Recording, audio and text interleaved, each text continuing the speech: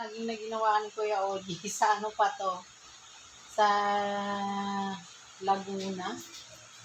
Sa Laguna to, ginawa ni Kuya Oji. Nag-vlog siya. So, dumating na siya. Niloko kasi siya habang nag-aano siya, nagla-live. Sabi ko magdala siya pag naluto.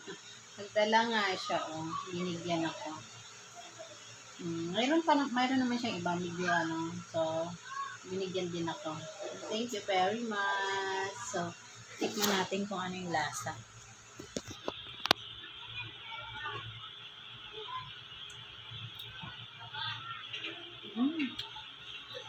Ang sarap. Ngayon na ako nakatikim ng ganito.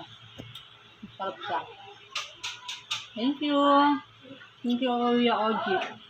Thank you very much. Nakatikim ako ng bilog-bilong saging. Bye.